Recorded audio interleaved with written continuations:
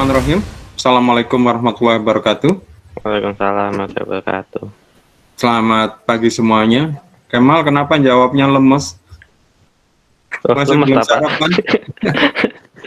Oh, Habis makan jawabnya padahal. lemes. Ayo Mas, semangat-semangat. Anak muda kok kalah sama yang sudah tua.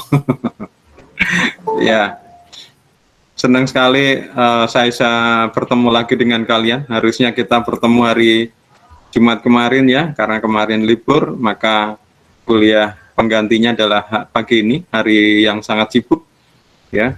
Maka kadang orang mengatakan I hate Monday, karena Monday itu sibuk karena sebelumnya libur, apalagi kemarin. Kemarin ada Jumat yang libur sehingga liburnya lebih panjang lagi. Ya, saya harap setelah kalian libur cukup panjang ini, pagi ini bersemangat, nggak ada alasan untuk malas-malesan, apalagi kita kuliahnya siang. Ya, beda tadi dengan kayak Kemal tadi, kuliahnya pagi. Pak Wita tadi juga pagi, ya. Jadi nggak ada alasan, sekarang semangat, apalagi sudah libur. Wah. Ya, kita kuliah sampai pukul berapa ini? Berarti sampai pukul 11 berapa ini? 11.10 ya. Oke, sebelum kita mulai, mari kita berdoa terlebih dahulu.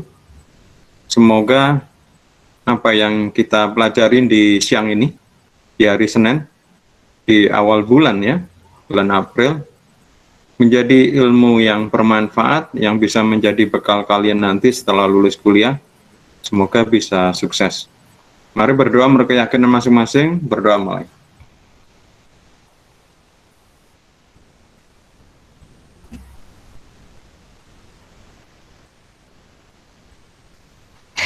Selesai. Bagaimana teman-teman? Imam, kemarin liburan di mana Imam? Mengerjakan tugas, Pak.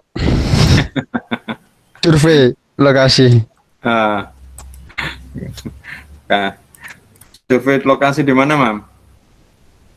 di Lamongan sendiri sih, Pak. Tugas itu destination branding. Di mana?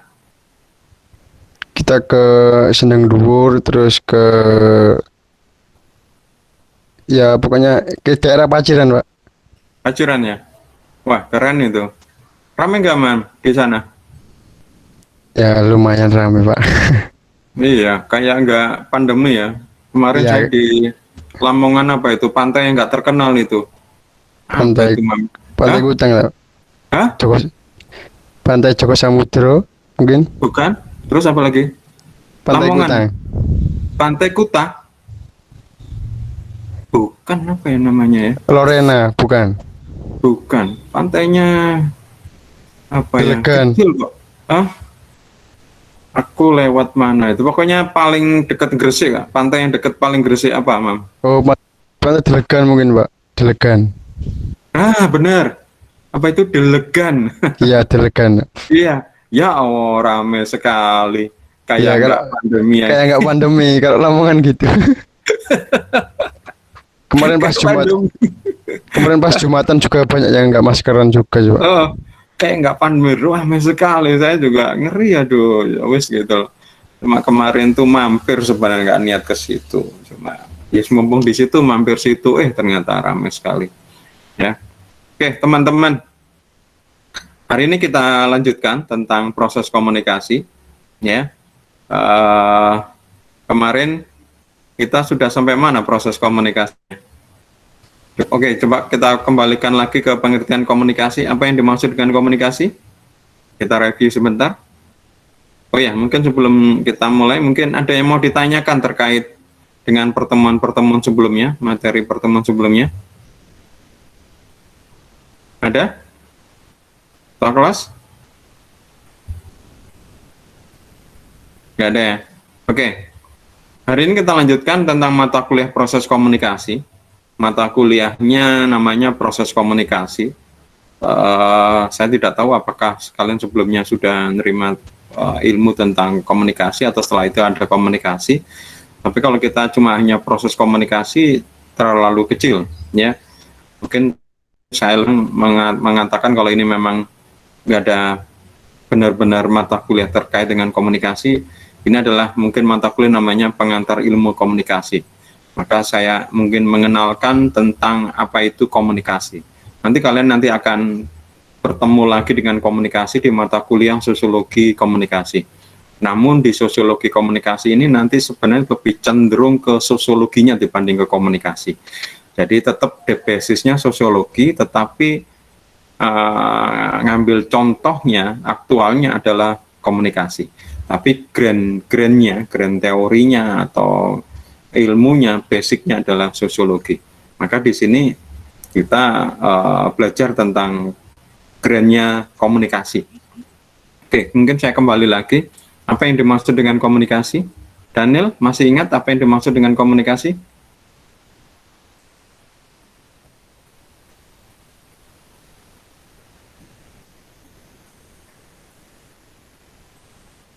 Safira, apa yang dimaksud dengan komunikasi?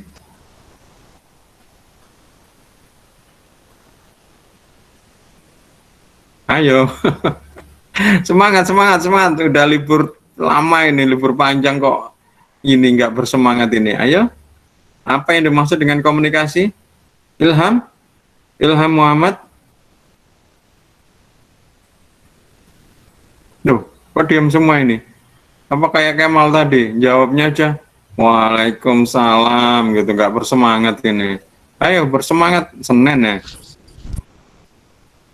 Ya, Mam, mau jawab apa? Proses penyampaian pesan atau makna, Pak. Jangan kata menggunakan proses ya. Penyampaian pesan. Ya, jadi komunikasi adalah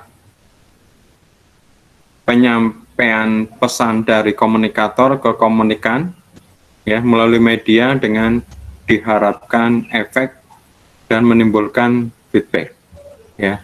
Oke, jadi dari situ kita akan melihat kemarin bahwa komunikasi itu seperti proses ya. Jadi proses itu pasti namanya proses itu tahap ya.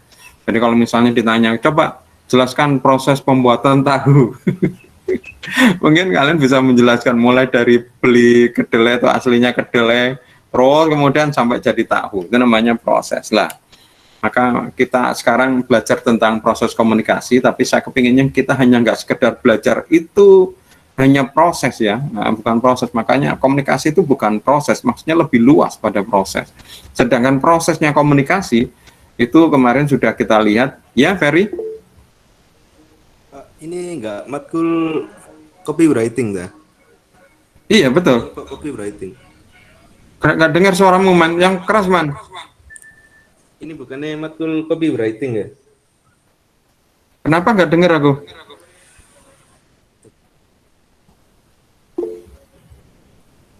Teman-teman banyak yang tanya kok itu ke proses komunikasi, Pak. Ya Allah, ya Allah. Kan copywriting Pak sekarang. Iya, Copywriting. Waduh, maaf. Saya salah. Oke, saya ganti. Oh, ya. Banyak Mohon maaf. sosial komunikasi Pak. Iya, betul. Aku sing lali. Tak pikir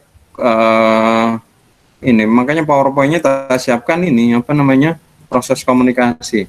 Ya, betul sekali. Copywriting. Ya, nggak tahu kok double gini aku. Terlalu semangat ini. Sabar, Pak. Apa Pak? Terlalu Minum semangat dulu Pak, katanya. minum dulu Pak.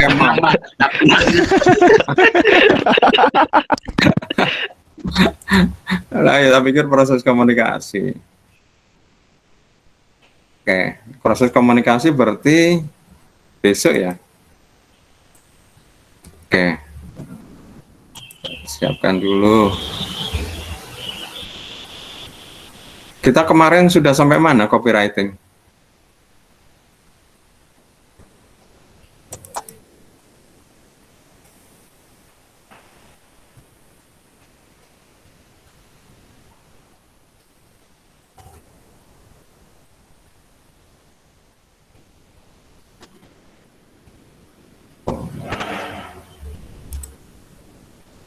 Kemarin kita belajar tentang pengertian dari apa namanya copywriting kan, kita belajar sampai profilnya copywriter ya, copywriter ya, salah satunya adalah yang saya suka apa namanya orangnya, yaitu yang bukunya berjudul Confession of an Advertisement ya, Ogilvy ya, Ogilvy. Saya suka itu. Kemarin kita belajar sampai situ ya, tentang apa itu copywriting dan sampai kemudian apa sih yang dibutuhkan atau bagian copywriting ya. Copywriting kemarin bagian dari apa? Di dalam dunia periklanan.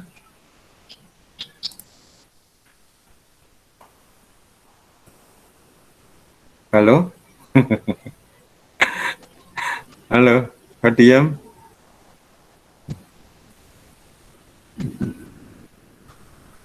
Halo? Lupa. Kemarin kan sudah kita tahu bagaimana sih posisinya copywriting ya, nanti kalau saat bekerja.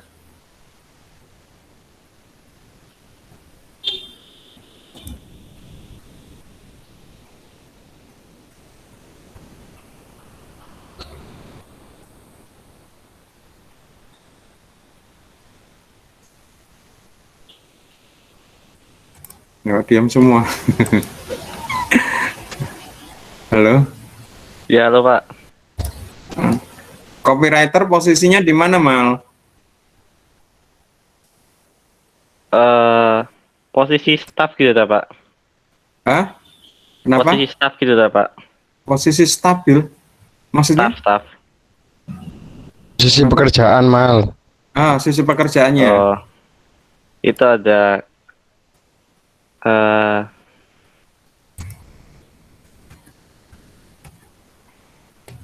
ada 3 nggak salah, copywriting, habis itu kedua copywriter, habis itu ketiga itu creative writing gitu ya Pak. Ya, kan kemarin kita belajar mulai dari pengertian komunikasi, terus kemudian pengertian copywriting, terus kemudian di mana sih posisinya copywriting gitu ya. Terus sampai tokoh-tokohnya ya. Salah satu tokohnya adalah yang saya suka itu adalah yang jadi favorit saya adalah Ian Ogilvy. Ya. Kelihatan ya materinya? Ya kelihatan Pak. Belum di Kelihatan present ya? Pak ini. Kenapa? Belum di Kenapa? present. Nggak kelihatan, Pak. Belum di Coba. present Pak. Pecah lah. Oh, oke, sebentar. Belum saya present berarti. Kok mana nggak keluar?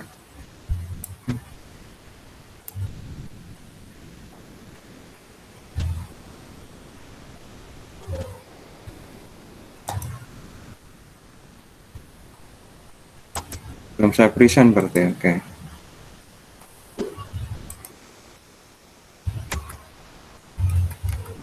Ya, kemarin kita lihat bahwa copywriter itu tidak bekerja sendiri, ya, dia bersama yang lainnya, ya. Oke, kita lanjutkan sekarang, ya, tentang pekerjaan copywriting. Ya, kemarin kita sudah tahu apa itu copywriter, copywriting, posisinya copywriter, ya, bahkan tugasnya adalah kalian mencari tokoh copywriter yang bagus, yang hebat di masing-masing wilayah, ya, di benua, ya. Sekarang kita lanjutkan. Oh ya, mungkin ada yang mau ditanyakan mungkin terkait tugas kemarin. Belum saya cek memang. Mungkin ada 1-2 kelompok nanti tak suruh untuk presentasi. Ya, oke, kita lanjutkan. Kita kuliah sampai jam berapa ya? 11.40. Iya, betul ya? Ya, Mal. 11.40, Mal. Atau 11.10. Atau 12.10. Ketua kelas, kita kuliah sampai pukul berapa? 12.10 Pak. 12.10. Oke, Oh, lanjut. di 12.10 Pak. Ya, oke, kita lanjut ya. Oke, Kita lanjut sekarang adalah pekerjaannya dari copywriting. Ya, mari kita sudah tahu bahwa pengertian dari copywriting adalah seni penulisan pesan penjualan yang paling persuasif dan kuat. Jadi ini yang bedakan mata kuliah atau ilmu tentang menulis dengan copywriting. Di situ ada kata writing, ya, sama-sama menulis, ya. Tapi ada kata copy, ya. Ya, ada yang mau ditanyakan? Kok ada suara? Pak Yusuf, saya Ya. telat absen 1 menit, Pak. Oh gitu, sudah ditutup Win kayaknya absennya. Bentar. Iya, Pak. Saya Ya, telat ya. 1 menit, Pak. Ya. Saya buka lagi. Kenapa kamu terlambat, Win? Barusan tahu, Pak, ternyata copywriting-nya pindah hari, Pak. Baru Lo kan keingetan, Pak. Di grup kan sudah saya sampaikan kalau nggak salah. Iya, Pak. Saya yang salah, Pak. Tadi kamu kok nggak kuliah juga Soskom? Kenapa? Barusan dari ini, nah, mudik dari Madiun dah. Kok nggak kuliah? Kacau ini Bukan, kamu. Pak. Hah? Paketan saya habis, Pak, tadi, Pak, waktu mau join, Pak. Oh gitu. Oh. Ya. Kamu dicari sama bolomu. Iya. Oke, silakan presensi. Teman-teman yang lain yang mungkin belum presensi, silakan presensi.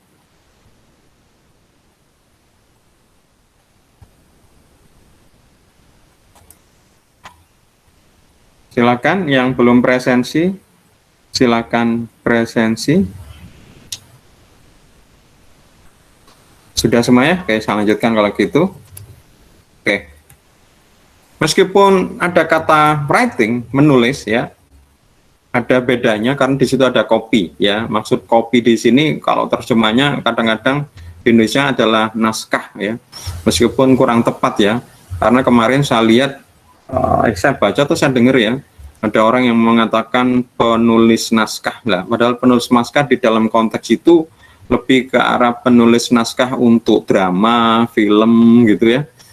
Sandiwara gitu, ya. Memang kalau di Indonesia penulis naskah lebih tepat ke situ, ya, ke arah pembuatan naskah drama, naskah film gitu. Sedangkan kalau di sini kopi yang dimaksudkan sini adalah, kalau di Indonesia mungkin nggak ada yang tepat, ya, naskah itu lebih ke sana. Kopi itu mungkin kata-kata, ya, kata-kata. Dan kalau pengertian copywriting di sini adalah yang lebih persuasif dan kuat, ya. Jadi seni penulisan pesan penjualan. Jadi ada tujuan penjualan dan harus persuasif dan efeknya kuat sekali. Ini kalau menurut Frank Jenkins. Ini satu-satunya buku copywriting yang bagus menurut saya. Ada di perpustakaan kalau nggak salah, warnanya merah muda, pink, ya. Tapi kalau menurut Bovie, ini bukunya bukan khusus tentang copywriting, ya. Lebih tepatnya bukunya Bovie ini lebih ke periklanan sebenarnya. Adalah tulisan dengan aneka gaya dan pendekatan yang dihasilkan dengan cara kerja keras melalui perencanaan dan kerjasama dengan klien, staf legal, akun eksekutif, peneliti, dan direktur seni. Jadi kalau Frank tadi lebih jelas, ya, lebih sederhana pengertian tentang copywriting, yaitu pokoknya seni menulis, ya, seni penulisan, bagaimana cara kita menulis, tapi pesan yang disampaikan adalah harus menjual, ya, harus menjual yang sifatnya atau kekuatannya sangat persuasif dan strong, kuat gitu, ya. Jadi kalau saya mending lebih ini, ya, memang copywriting ini pokoknya kita membuat tulisan yang pesannya itu memang lebih persuasif, lebih membujuk, ya, lebih membujuk, ya, dan lebih bertujuannya adalah ke penjualan, ya. Jadi selama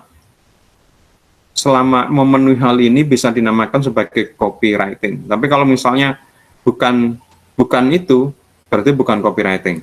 Contoh misalnya kayak kemarin di awal perkuliahan kalau nggak salah saya bilang, siapapun yang bisa, ya, siapapun yang bisa. Kenapa ini salah server? Apa maksudnya nih? salah server nggak bisa Pak. Nevan ini kenapa ya nggak bisa? Maaf, saya baru baca chat soalnya. Sudah Pak, agak susah Pak mau ini absen. Yang apa? Agak Absen, susah. Hah? Absennya agak susah. Agak susah yang apa maksudnya? Yang My Brilliant. Iya Pak. Tapi Oh, udah, gitu. udah bisa. Ya, betul. Ya, jadi tadi memang agak lemot sih menurut saya. Benar kata-katamu mungkin agak susah. Tapi kalau saya lemot ya bisa, cuma apa ya, banyak berputar gitu, nggak langsung jelek-jelek gitu ya. Oke. Contoh misalnya kemarin di awal perkuliahan saya bilang siapapun yang bisa membuktikan kalian bisa menulis, langsung saya beri harga nilai yang A misalnya ya. Nah, tapi kalau kita lihat sebenarnya di sini copywriting tidak sekedar menulis. Kalau misalnya teman-teman ya, saya menulis artikel di koran tentang bahaya narkoba misalnya, apakah saya bisa dinamakan sebagai copywriter atau pekerjaan saya tadi menulis namanya copywriting? Ada yang bisa? Ada yang bisa menjawab? Sheila? Apa, Pak? Ya. Ini tadi nggak terlalu kedengaran, Pak. Kenapa kok nggak terlalu kedengaran? Suara saya kurang jelas ya? Kurang keras ya? Ya, Pak. Di depan ada itu, apa itu, slab. Ya, Pak. Oh gitu. Ya Sheila. Saya tanya gini Sheila. Kan tadi saya bilang inilah pengertian copywriting ya dari Frank Jevkin. Saya setuju dengan pengertian Frank Jevkin. Nah, kalau misalnya Ini, Pak. Kalau- Saya, ya. Pak. Kalau misalnya sekarang saya menulis artikel opini ya di Jawa Pos misalnya di halaman 1, 2, 3, 4, halaman 4 ya, di halaman 4 tentang bahayanya narkoba, saya bisa dianggap sebagai copywriter atau pekerjaan saya tadi adalah copywriting nggak? Bisa, Pak. Kenapa kok bisa? Mungkin karena kan kita membuat sesuatu kata-kata itu gimana ya? Ya bisa lah gitu mungkin. Kan sesuatu itu kita lihat benar atau tidak berdasarkan pengertian ya. Ini kalau Ya. franchise ini pengertiannya seperti ini ya, seperti kayak dulu kita belajar teori periklanan. Apa sih yang dimaksud dengan iklan? Pengertian iklan adalah begini. Jadi kalau ada seperti ini, apakah masuk iklan atau tidak, kita lihat apakah memenuhi persyaratan iklan atau tidak. Misalnya iklan itu harus menjual, harus ditujukan ke khalayak luas misalnya ya. Terus kemudian ada produk dan jasa. Lah kalau misalnya saya dapat brosur dari Pak RT misalnya, ini masalah iklan ya, yang misalnya besok ada rapat atau kemudian ada kerja bakti, lah ini bukan iklan ya. Kemudian kalau misalnya saya dapat brosur penjualan sepeda motor di pinggir jalan, ada orang bagi itu juga bukan iklan karena tidak memenuhi unsur iklan ya. Pak itu apa loh Pak? Itu bisa aja mungkin promosi penjualan. Lah sekarang kalau saya menulis artikel ya tentang bahaya narkoba dan saya muat di koran Jawa Pos, apakah tulisan saya ini bisa dikategorikan copywriting Sheila? Kalau mungkin kalau dari idenya sendiri gitu Pak, atau tulisannya itu murni dari dia sendiri dengan sumber-sumber yang percaya dan dengan kata-kata dia sendiri mungkin gitu. Ya, oke. Terima kasih. Mungkin Reta Nurrahman mungkin mau melengkapi jawaban dari Sheila. Kalau misalnya saya menulis artikel opini ya di Jawa Pos yang judulnya bahaya narkoba, apakah tulisan saya ini bisa dikategorikan copywriting?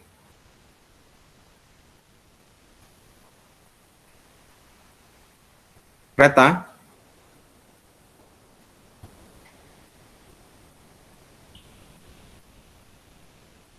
Reta hadir?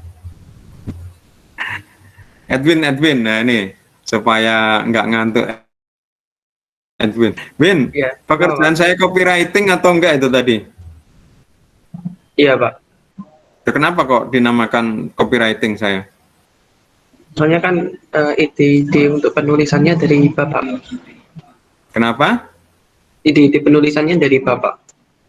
Oh gitu. Jawabanmu berarti hampir sama dengan saya lah ya. Lebih menekankan pada originalitas. Oke. Aurora, pekerjaan saya tadi apakah bisa dikategorikan sebagai copywriting atau tidak? Aurora? Iya, Pak. Aurora Safira? Kenapa? Nggak jelas? Iya, Pak. Kenapa kok kamu menganggap sebagai copywriting? Ya karena bapaknya yang menulis itu. Kalau yang menulis bukan saya, misalnya yang nulis Edwin gitu, berarti tulisannya Edwin dianggap sebagai copywriting. Bukan dianggap copywriting. Iya enggak, Pak? Ayo teman-teman fokus. Aduh teman-teman ini kayaknya liburan justru malah kurang fokus ini. Coba kita lihat lagi. Kelihatan kan di PowerPoint-nya? Kelihatan. Kelihatan ya? Kelihatan, Pak. Nah, kita lihat di situ menurut Frank Jeffkin, dan saya setuju dengan pengertian Frank Jeffkin, yang dinamakan sebagai copywriting adalah menulis ya. Oke.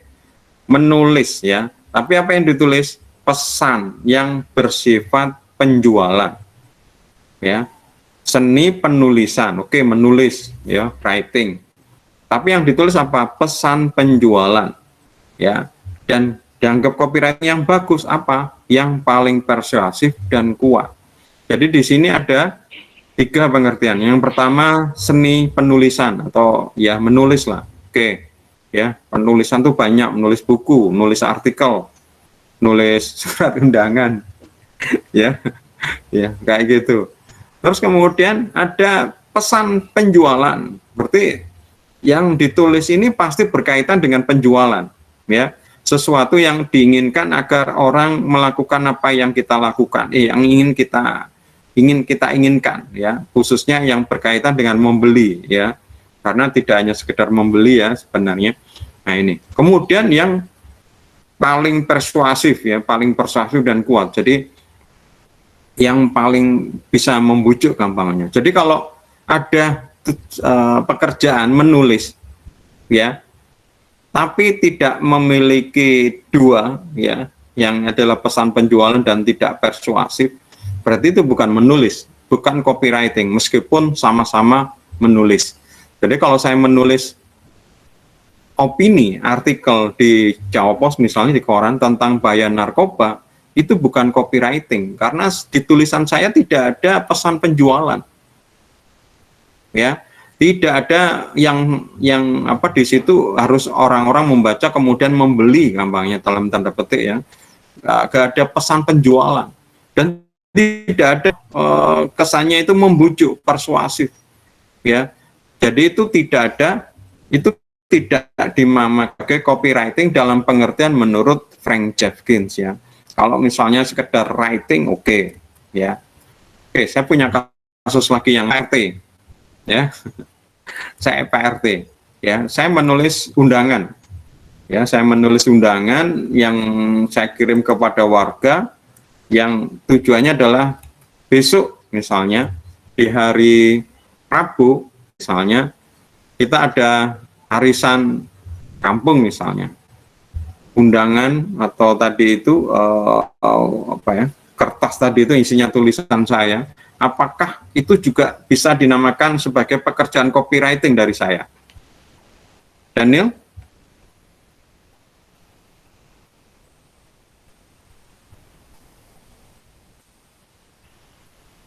Halo? Halo? Diam semua ini. Ngantuk atau masih belum? Kenapa Daniel? Gak dengar aku? Masih kurang paham, Pak.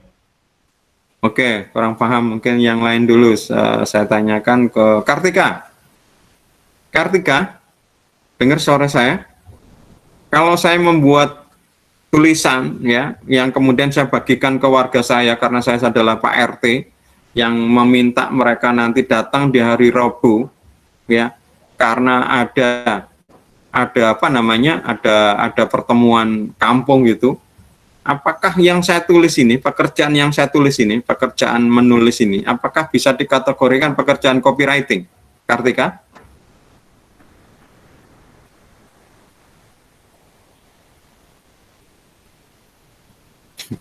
Pak diam?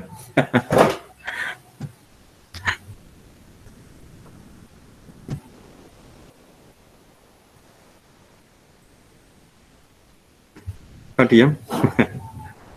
Oh, semuanya pada tafakur ini, bingung. Jovan kah? Iya, Pak. Pekerjaan saya apakah bisa dikategorikan sebagai copywriting tadi? Kalau menurut saya tidak, Pak. Kenapa kok tidak? Karena nggak ada pesan menjual untuk menjual gitu, Pak.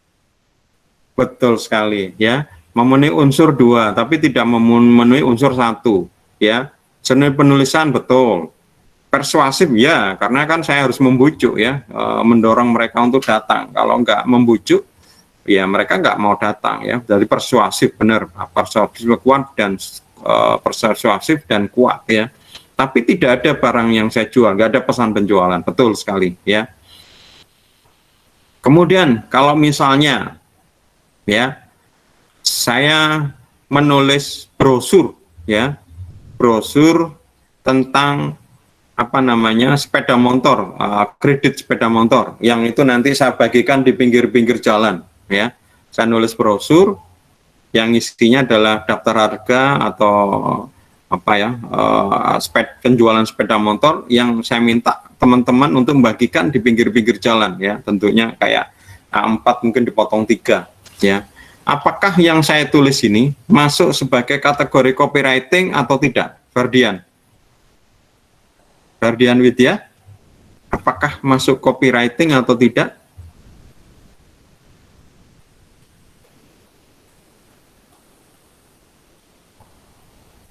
Ferdian?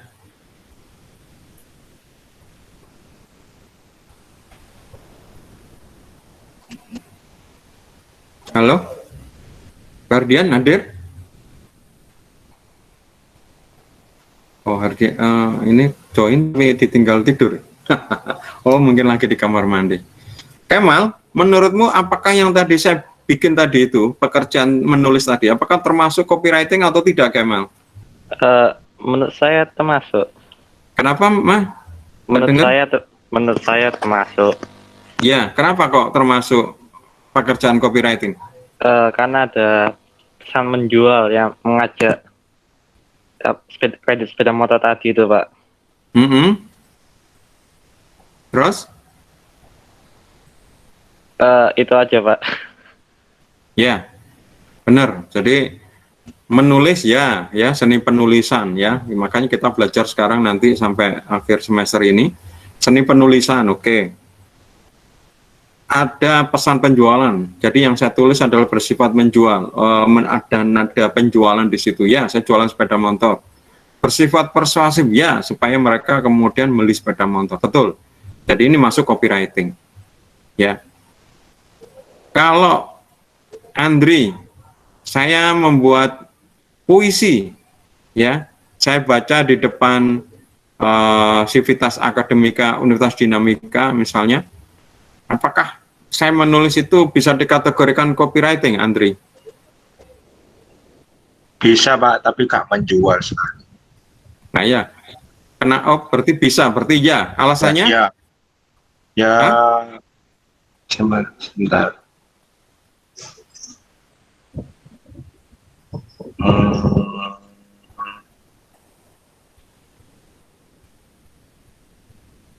Biasanya apa ya?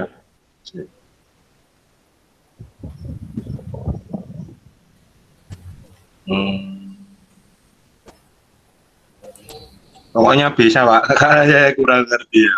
Pokoknya bisa. Ya.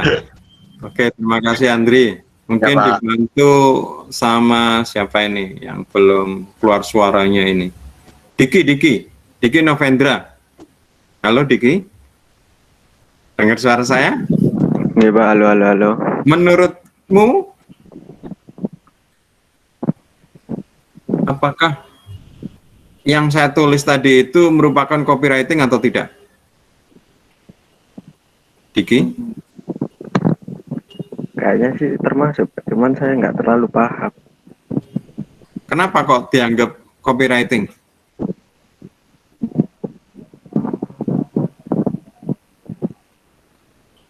Nah itu, saya belum paham Pak. Belum Tapi itu paham ya, kamu termasuk. tadi itu tanya lah belum paham. Ya, oke. Jadi ini masih belum sarapan semua. Ya, jadi belum sarapan sama siapa tadi itu? Diki sama Ferdian ya, belum sarapan. Ya, jadi kalau saya menulis puisi, saya baca di depan Civitas Akademika, ada dosen, ada mahasiswa, dan mungkin ada staf administrasi perpustakaan dan lain-lain, pokoknya Civitas Akademika, itu berarti yang saya tulis itu bukan copywriting, pekerjaan saya bukan copywriting, karena menulis puisi nggak ada pesan penjualan, ya, nggak ada pesan penjualan, ya. Berarti itu apa ya, puisi, ya menulis puisi, bukan menulis copy atau bukan pekerjaan copywriting. Oke, terakhir ya supaya lebih jelas ya apa yang kalian pelajarin selama semester ini ya, ini copywriting. Apakah ini copywriting atau tidak ya? Kalau saya ya membuat tulisan ya, tulisannya ini adalah meminta ya, misalnya teman-temanku, saya adalah ini apa namanya pecinta lingkungan hidup ya, saya minta ya tulisan saya ya, brosur gitu ya, kertas itu, kemudian saya tulisannya itu mengajak, mendorong mereka melakukan untuk tidak membuang sampah sembarangan, yakni membuang sampah di kotak sampah. Apakah pekerjaan saya ini bisa dinamakan sebagai copywriting? Siapa yang belum menjawab ini? Dita Ayu? Dita?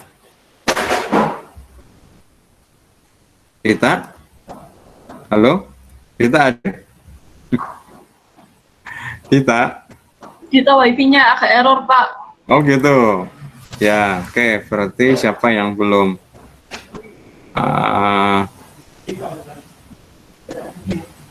Andy Ratomi, Firmansyah. Dengar suara saya, Andy? Ya Pak. Apa yang tadi saya lakukan, apakah termasuk pekerjaan copywriting tadi? Yang membuang sampah tadi Pak. Yes, betul. Menurut saya enggak Pak. Kenapa? Menurut saya enggak. Kenapa kok enggak? Karena yang tadi poinnya enggak melakukan penjualan. Enggak penjualan, tapi Ya. persuasif kan? Iya Pak. Ya, kan kalau nggak persuasif kan ya sia-sia. Saya kepinginnya mereka ngikutin apa yang saya inginkan ya. Menurutmu bukan copywriting ya? Iya Pak. Oke. Terakhir mungkin siapa yang belum jawab ini?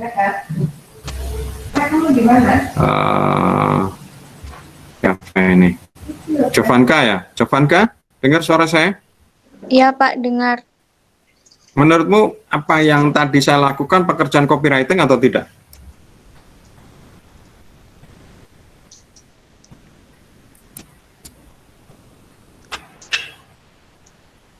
Yang menulis puisi tadi, Pak.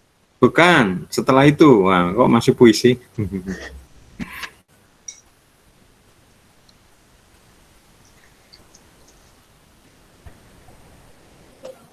Halo, Jovanka, masih hadir? Halo? Iya Pak, Pak bisa diulangin lagi nggak Pak? Ya, diulangi. Kamu di kamar mandi tadi? Enggak Pak, lagi apa masak? Enak sekali nih kuliah sambil masak. Ya, kalau saya bikin tulisan brosur ya, yang kemudian meminta ya mahasiswa atau teman-teman mahasiswa saya adalah aktivis lingkungan hidup yang meminta mahasiswa jangan membuang sampah sembarangan, buanglah sampah di kotak sampah ya. isinya dalam bentuk brosur, dan brosur itu saya bagikan ya di depan pintu masuk kampus misalnya ya. Apakah yang saya tulis ini di dalam brosur ini apakah termasuk pekerjaan copywriting atau tidak?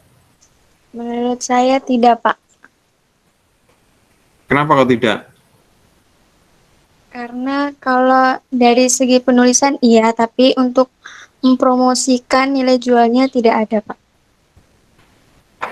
Ya. Oke. Ya, terima kasih ya. Oke, kita teruskan ya. Jadi kalau di dalam pengertian si Frank Jevkin ini, yang dinamakan copywriting adalah seni penulisan pesan penjualan yang paling persuasif dan kuat ya. Jadi ada 3 di sini: menulis, pesan penjualan, persuasif. Jadi tidak semua penulisan itu adalah copywriting, karena kalau misalnya tidak ada unsur penjualan, tidak ada unsur persuasif, berarti bukan copywriting.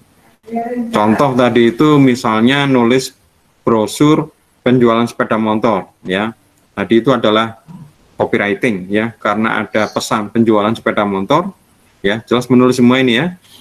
Dan kemudian ada bujukan persuasif, betul. Kalau saya menulis puisi, di situ tidak ada pesan penjualan dan tidak persuasif, ya memang menulis, bukan copywriting ya.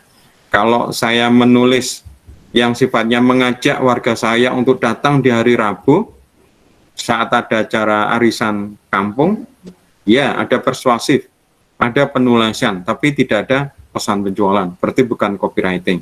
Yang terakhir tadi, kalau misalnya saya menulis tentang menulis brosur yang isinya mengajak teman-teman saya mahasiswa, misalnya atau aktivitas akademika, untuk tidak membuang sampah sembarangan, selalu jangan membuat sampah sembarangan, dan kemudian juga membuang sampah di kotak sampah, ini adalah copywriting.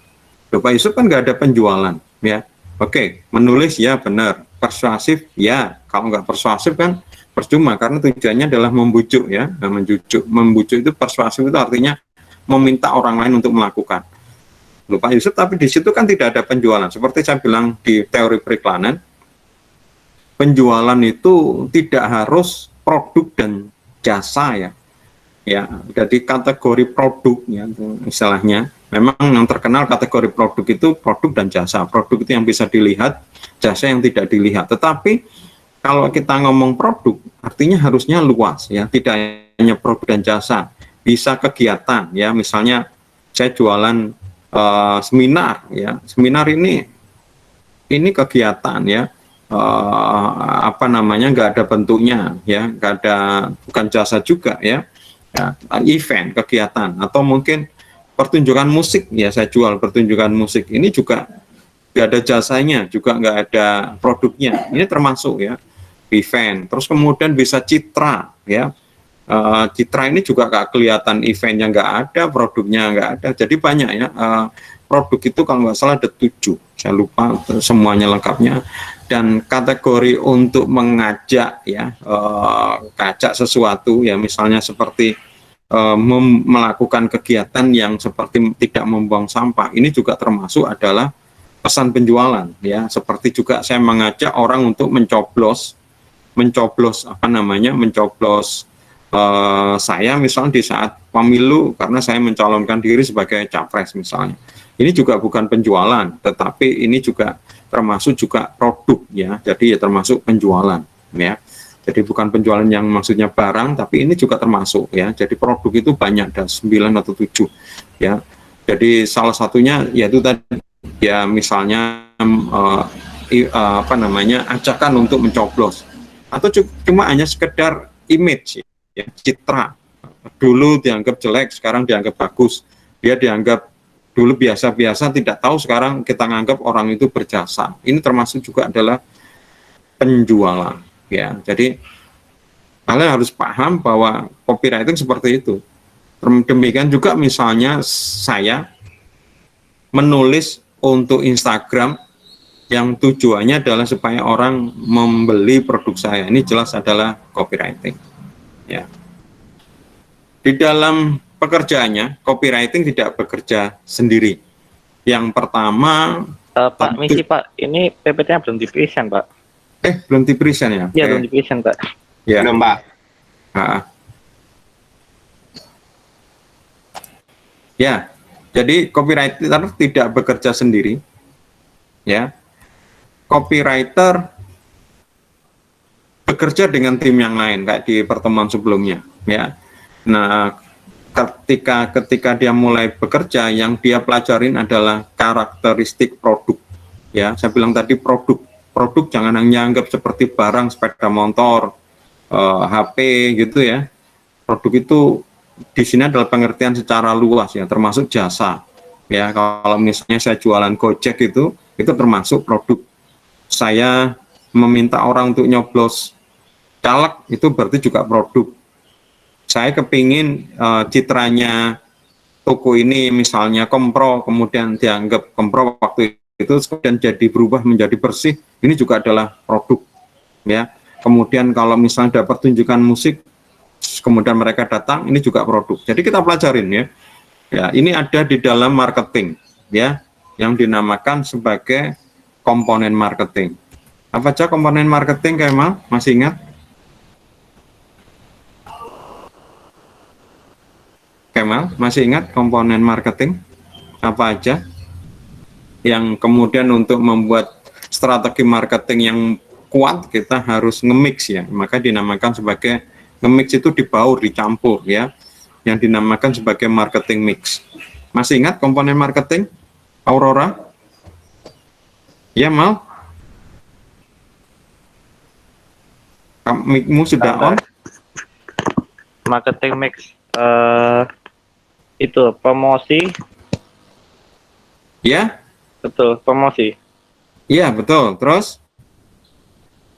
Promosi produk. Ya? Yang keras, Mal? Promosi. Promosi produk. Terus? Lokasi sama harga.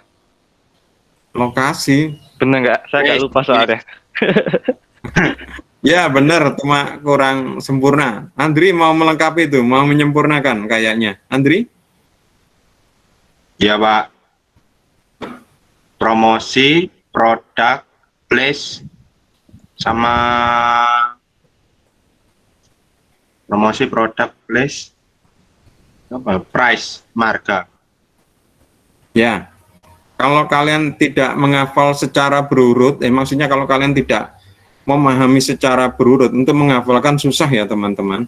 Ya, jadi kemarin sudah saya jelaskan kalau kalian mempelajari marketing mix itu harus berurut sehingga menghafalkan mudah. Jadi untuk menjual produk ya, untuk memahami untuk bagaimana kita menjual produk, yang pertama ya tentu harus mengenal produk ya. P yang pertama adalah produk. Produk, bahasa Inggrisnya diterjemahkan produk ya. Baru kemudian ketika kita menjual pasti orang bertanya harganya berapa ya, price ya. Jadi setelah produk ini bahkan belum dijual, masih di kantor kita, di pabrik kita ya, makan belum dibuat pun, ini kita sudah menentukan produk seperti apa. Kemudian kita nanti tentukan harganya berapa ya, kemudian baru setelah itu kita sampaikan ke jalur distribusi kita ya, untuk ke toko supaya mereka bisa menerima produk kita, yaitu place ya. Jadi place di sini diterjemahkan bukan lokasi ya Malnya, place di sini diterjemahkan sebagai distribusi. Kemudian ada promotion ya, tadi tahapannya itu ya. Itu teori yang lama ya, masih yang lama, yang klasik ya. Yang baru ada tambahan lagi dari penulisnya, yaitu 3P, ya masih ada P lagi yang lain, yang 3P. Jadi yang pertama 4P yang lama ini, dan yang baru 3P. Apa itu 3P tambahnya? Sheila?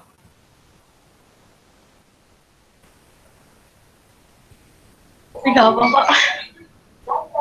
Kenapa? Masih belum masak? Belum matang ini, masih masak?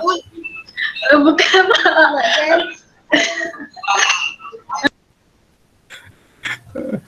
Ya Allah, tinggalan sebentar po masakmu, kuliah sebentar 1 jam, memang kewajibanmu belajar kok. Maaf, Pak. Enggak, itu belas ini tadi. Enggak konsen belas. Masa kalah sama adiknya yang daring fokus ya, kamu yang kakaknya daring malah nggak fokus ya. Saya lagi jaga adik saya juga soalnya di samping saya. Loh, ayo saya lihat adikmu malah fokus ke apa sekolah daringnya, lo kakaknya malah ditanyain nggak.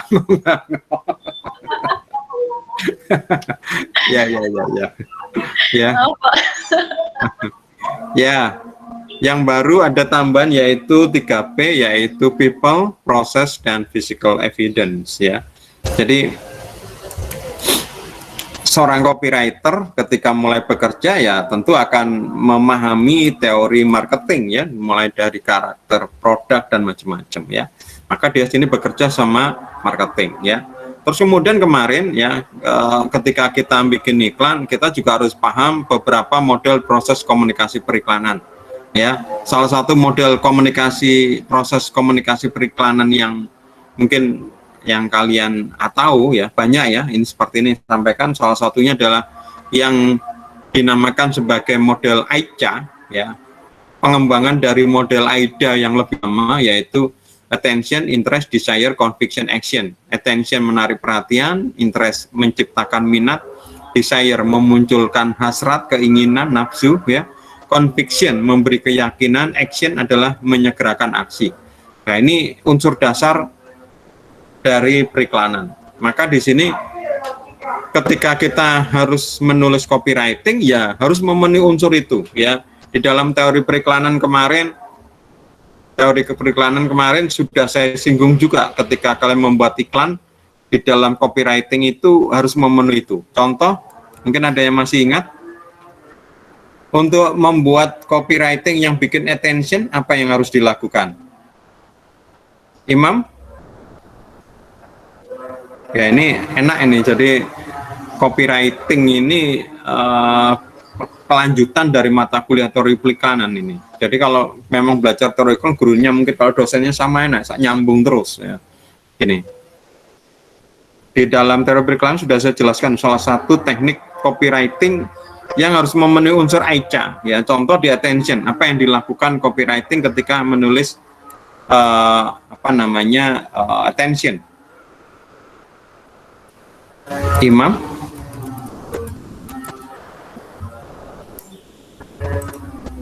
Imam? Pak. Masih ingat teknik copywriting di tahapan attention?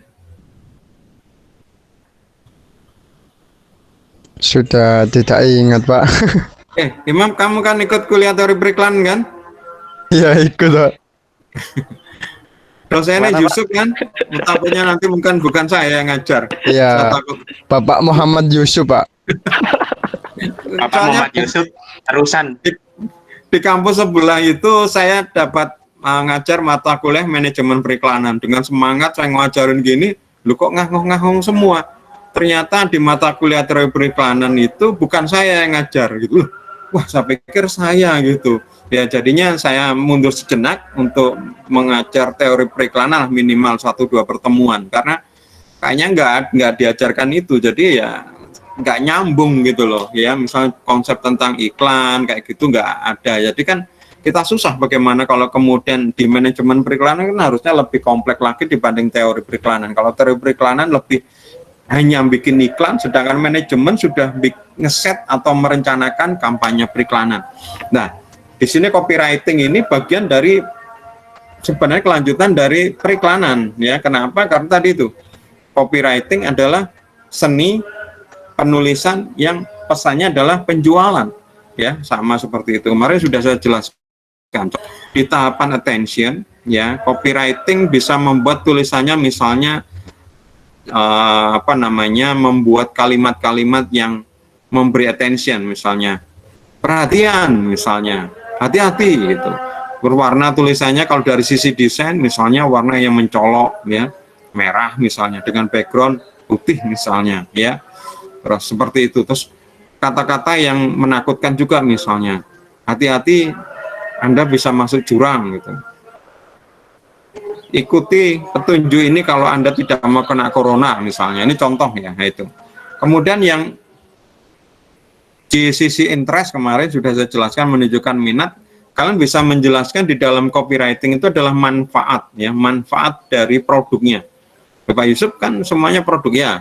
Tetapi yang dimaksudkan di sini manfaat ini adalah yang menjadi feature ya. Feature itu adalah tambahan manfaat. Jadi contoh misalnya saya menjual minuman Floridina. Ya, Floridina tujuannya adalah untuk melepaskan dahaga, menghilangkan haus. Ya, betul. Tapi untuk yang menghilangkan dahaga, menghilangkan haus itu tidak hanya Floridina, ya. Tidak hanya minuman Floridina kan minuman sari buah kan, jeruk kayak gitu, ya. Itu juga bisa kopi, bisa air minum, bisa teh dan macam-macam, ya. Itu sama. Kalau saya minum itu ya haus saya hilang, ya. Saya memenuhi kebutuhan cairan tubuh. Tetapi Floridina ini sari buah ini yang membedakan dengan yang lain ya. Floridina itu adalah sari buah dari jeruk. Jeruk itu mengandung banyak vitamin apa? Vitamin C misalnya. Ya, ini saya ceritakan. Oke, kamu kalau minum Floridina nggak sekedar hausmu hilang loh. Ya, tidak sekedar kamu memenuhi kebutuhan cairan tubuh, tapi kamu juga mendapat tambahan vitamin.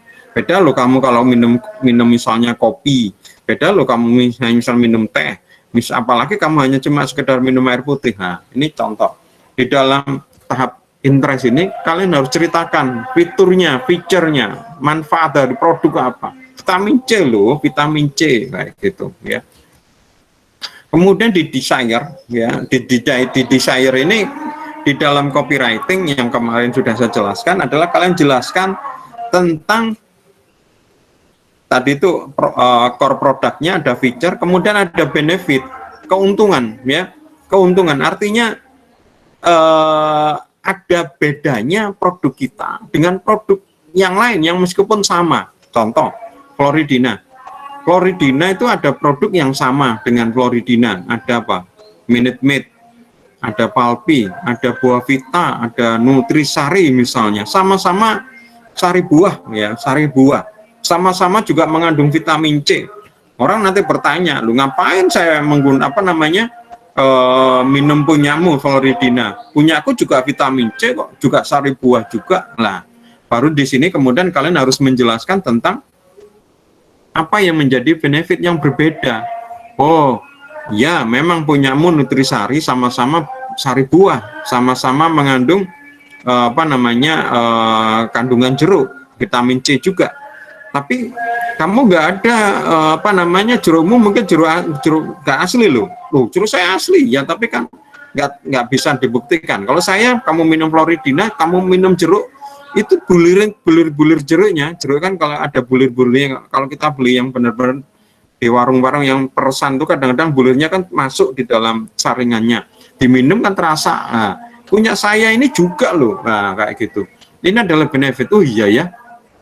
Mungkin ada yang bilang lagi, Minute Maid bilang, saya juga ada bulirnya misalnya. Loh, oke sama bulirnya, tapi saya punya benefit lain dibanding Minute Maid. Apa itu?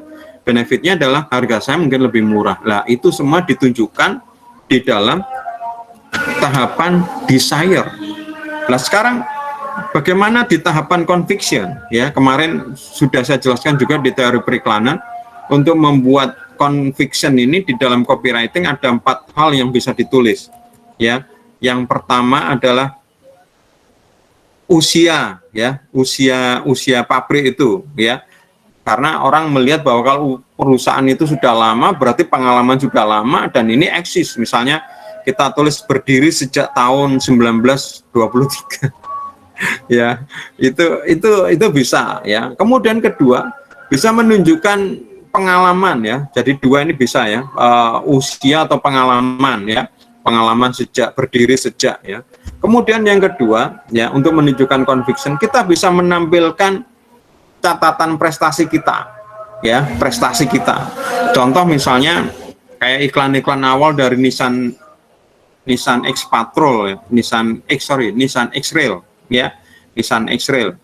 Itu di awal-awal iklan selalu dikatakan bahwa Car of the Year Japan Car of the Year, terus ada tulisannya 2011 2010 gitu. Artinya mobil ini dapat penghargaan sebagai Car of the Year di negeri Jepang, ya.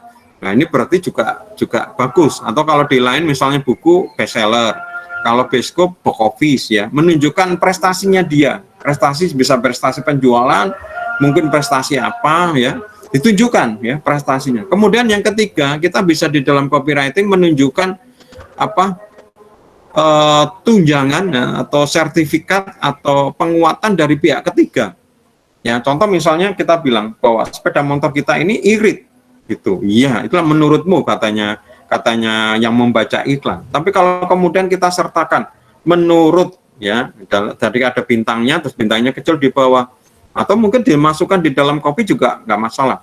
Menurut tabloid otomotif tahun ini, ya, nomor ini tahun ini, halaman ini misalnya, orang langsung percaya. Oh iya, ini bukan klaim dari pihak sepeda motor aja, tapi ini dari pihak ketiga yang relatif lebih aman. Contoh lagi, ya, Sharp bikin AC, terus kemudian punya teknologi namanya plasma cluster, atau kulkas, ya, kulkasnya merek Sharp itu juga ada teknologi plasma cluster. Teknologi plasma cluster itu, kata Sharp itu adalah bisa membunuh kuman. Nah, orang kalau baca iklan, wah itulah menurutmu. Ya kan, menurutmu gitu kan iklan ya. Tapi kalau kemudian kita sertakan ini loh hasil sertifikat dari pihak ketiga, misalnya lab dari ITB, lab dari UNER gitu, lab dari ITS yang menunjukkan plasma cluster ini memang bisa membunuh kuman, orang kemudian percaya. Kemudian yang terakhir, ya, untuk membuktikan bahwa semakin yakin, kita bisa menulis situasi kantor atau situasi pabrik, ya. Biasanya kalau di iklan-iklan kita tunjukkan misalnya situasi di lab, ya, orang kayak bekerja menggunakan baju lab yang putih-putih seperti itu, atau kemudian ditunjukkan kayak peralatannya peralatan kayak medis gitu, ada kaca pembesar atau apa, orang kayak hilir mudik bekerja, orang semakin yakin loh ini bukan produk asal-asalan loh, produk ini sudah dihasilkan teliti. Atau kemudian kayak iklannya jamu tolak angin, ya, si Profesor Renal Kasali datang di pabrik itu, pabrik sudah muncul, ya, dilihat bahwa untuk memproduksi tolak angin itu, ya, itu kelihatan mesinnya modern dan bersih semua, ya. Terus kemudian bilang apa kalau nggak salah, orang pintar minum tolak angin atau apa itu, sambil minum kayak modelnya kayak sasetan diminum kayak gini. Ini orang semakin yakin, oh kayak begitu ya. Ini salah satu bagaimana teknik untuk conviction. Kemudian kalau di tahap action ini kita bisa menulis kata-kata yang sifatnya kata-kata seru, kata-kata aktif, kata-kata perintah, ya. Banyak kemarin, ya, saya tulis misalnya pergi, beli, datang, ya, saksikan, kayak gitu ya. Ini banyak. Ini artinya kata-kata perintah, ya, itu bisa untuk itu, ya. Oke. Kalau kita lihat, ya, sebentar, ya, ada Atan, mending saya istirahat dulu, ya. Kalau begitu nanti saya saingan sama suaranya Atan. Oke, kita rehat sejenak, ya, paling cuma 1 menit.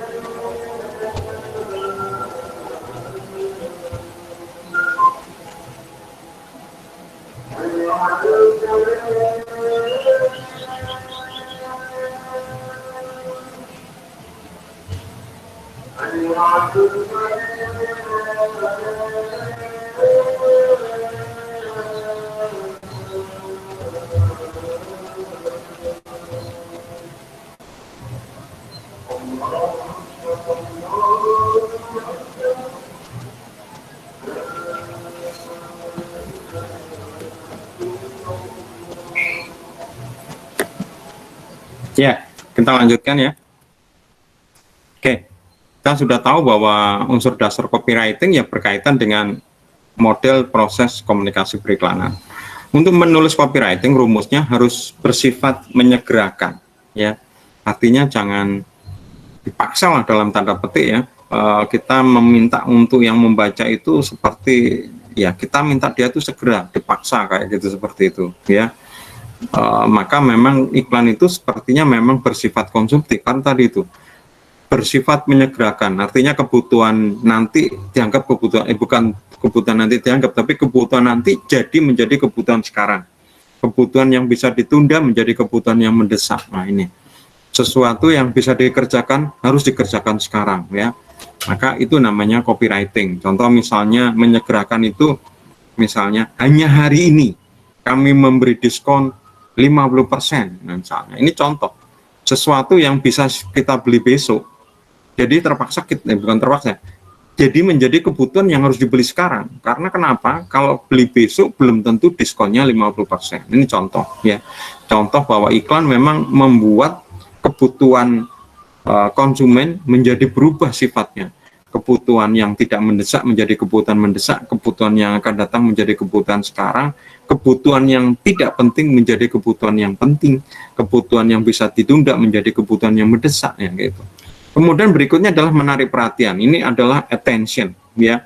Apalah artinya ya kalau kita bikin copy yang baik kemudian nggak dibaca. Nah untuk bisa dibaca ya berarti dia harus menarik perhatian.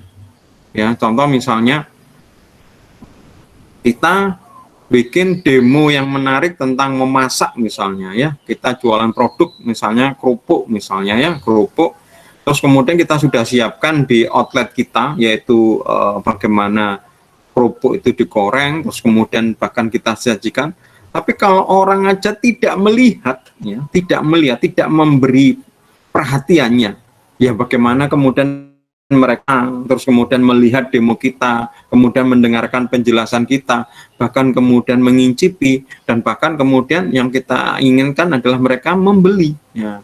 Lah untuk bisa membeli itu misal kita dorong, Pak ini sekarang kita lagi diskon lah, belum sampai itu semua, memberikan perhatian aja tidak, nah maka ini sia-sia ya.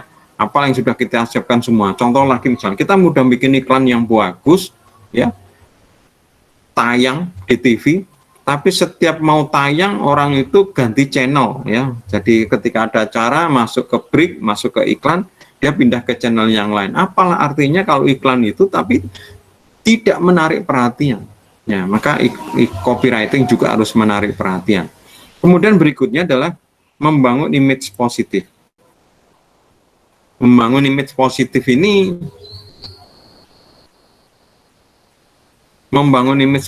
ini adalah memberi peneguhan, memberikan keyakinan bahwa yang dilakukan ini benar ya. Jadi sesuatu yang mungkin sifatnya negatif pun, misalnya mohon maaf ya, misalnya merokok ya. Ketika kita bikin iklan ya jadinya tetap merokok itu positif ya, jadi maco, jadi orang sukses ya, jadi orang yang apa ya, suka berkawan ya kayak gitu. Padahal ini negatif, tapi iklan itu kemudian bisa menciptakan image positif ya, image positif yang kalau melakukannya itu bangga, kalau yang melakukannya itu bisa senang ya, kalau melakukan itu dianggap sukses lah seperti itu ya. Kemudian berikutnya adalah efektif dan efisien. Ini yang membedakan dan ini yang sulitnya ya. Sulitnya copywriting itu di sini, yaitu adalah efektif dan efisien ya. Kalau kita kepinginnya menjual ya pesan yang menjual dan persuasif bisa kita lakukan ya, kayak apa, tulisan-tulisan yang sifatnya menggugah perasaan orang misalnya ya, bisa ya, tapi dengan space yang terbatas ya, karena hubungannya dengan dana ya. Kita kalau menulis banyak ya berarti iklan kita harus besar, iklan yang besar berarti membutuhkan dana yang banyak. Kalau kita ngomong yang banyak di radio ya, untuk bisa sampai kemudian membujuk berarti durasinya panjang. Kalau durasinya panjang berarti biayanya lebih banyak. Kalau kemudian bisa mengajak ya, kemudian apa namanya, bisa mengajak, bisa mempersuasi di televisi, untuk bisa seperti itu kita akan membutuhkan durasi panjang. Kalau durasi panjang iklannya banyak, tidak ya, tidak semua bisa seperti itu ya, karena tadi itu ada keterbatasan dana. Kaitannya dengan dana adalah durasi. Maka di sini yang kita hebatnya copywriting ini ya, ya bukan hebatnya, justru ya ini yang kalau bisa melakukan seperti Ogilvy ini, Jan Ogilvy ini yang luar biasa ya. Bagaimana dia diberi keterbatasan ya, keterbatasan misalnya keterbatasan tempat, keterbatasan waktu ya. Kalau tempat itu adalah media cetak ya, press ya. Kemudian kalau waktu itu media elektronik seperti kayak televisi, radio, tapi bisa menyampaikan pesan penjualan yang bisa persuasif. Maka di sini untuk membuat copywriting tadi itu harus menganut faedah, efektif dan efisien ya. Maka di sini kalau kalian menulis kata-kata mana yang mau dipakai, mana yang lebih kuat ya, ini kalian harus memahami. Ya, termasuk kemarin di awal kuliah kalau nggak salah, kalau bisa kalian punya kamus yang namanya kamus sinonim ya, atau dalam bahasa kerennya, bahasa umumnya. Kalau kalian cari kamus sinonim mungkin nggak ada, tapi kalau cari kamus thesaurus, nah itu ada ya. Thesaurus ini kayak kamus sinonim ya. Misalnya contoh berkata, itu berujar, berteriak, ngomong, berkata kayak gitu ya. Nah, berseru, berfirman, bersabda ya. Nah, itu. Tapi ini kayak memiliki kekuatan masing-masing, atau memiliki istilahnya itu diksi ya. Diksi itu penggunaan yang tepat ya. Seperti kemarin kalau nggak salah contohnya saya bilang misalnya jatuh ya. Jatuh itu ada roboh, ada tumbang, ada ambruk, ada longsor, ada delongup, ada nyungsep ya kayak gitu ya. Tapi kalau pohon akan lebih tepat ya, jatuh benar, pohon itu jatuh ke tanah ya benar ya. Tapi kalau pohon itu tumbang akan terasa lebih kuat ya. Manusia misalnya, manusia jatuh itu ya benar juga, tapi kalau manusia itu terjerembab, terperosok gitu akan lebih tepat lagi ya. Nah itu, ini kita harus menggunakan kata yang benar-benar kuat ya. Kita harus memilih karena tadi itu tempatnya terbatas, sehingga kita harus efisien dan efektif dan memilih kata demi kata yang paling pas. Nah, di sini maka copywriting ini ada perbedaan ya, karena disebabkan beberapa hal. Yang pertama adalah pengetahuan yang terbatas mengenai produk. Ketika kita bikin iklan, dibikin copy yang dipahami oleh apa namanya, pembaca iklan atau pelihat iklan ya, audiens konsumen, itu mungkin berbeda maksud antara kita yang membuat iklan, membuat copy, dengan yang melihat iklan kita. Kenapa? Yang pertama adalah perbedaan pengetahuan antara kita dan dia, khususnya pengetahuan tentang produk ya. Misalnya contoh, misalnya begini, saya jual apa namanya, sepeda motor ya. Saya katakan sepeda motor ini akan menghemat biaya pengeluaran bulanan gitu. Kenapa? Karena hemat ya, 1 liter bisa ini. Tapi orang itu, masa sih, sehingga saya sepeda motor yang kemarin itu yang saya beli kayak gini nih sama aja boros. Lah ini berarti pengetahuan yang berbeda ya. Bisa saja mungkin masih yang tadi itu mungkin benar, tapi mungkin tipe yang lama misalnya. Maka memang juga harus diperhatikan oleh pembuat produk, juga harus kadang-kadang memberi apa ya, perbedaan ya. Jadi maka ada namanya brand, ada namanya merek, ada namanya apa ya, tipe ya, supaya membedakan ya. Contoh kita lihat aja ya, Innova misalnya, Kijang lah ya. Namanya sejak dulu ya Kijang, Toyota Kijang. Tapi kalau kita lihat mesti ada embel-embelnya supaya membedakan bahwa ini bukan Kijang yang dulu ya. Sekarang sudah ada tambahan Innova. Bahkan yang terbaru ini Innovanya juga ada tambahan lagi. Apa tambahan yang terbaru itu? Yang modelnya lancip itu. Ada yang tahu? Innova, Toyota Innova. Tapi yang paling baru sekarang ada tambahan lagi supaya membedakan dengan Innova sebelumnya. Ada yang tahu tambahannya apa? Yang lampu depannya lancip itu. Ya, terus kemudian grillnya belakang itu menyipit. Nah, ini yang suka mobil ini, Andri mungkin apa tambahannya sekarang Innova? Tak tahu Pak, tak tahu mobilnya Pak. Oh, Kemal ini yang tahu mobil ini. Soalnya kemarin mantan pembalap F1 nih. Oh enggak Pak, saya enggak mengikuti otomotif Pak. Oh gitu Mal, lu kamu ngikuti apa lo Mal? Apa kemarin ya?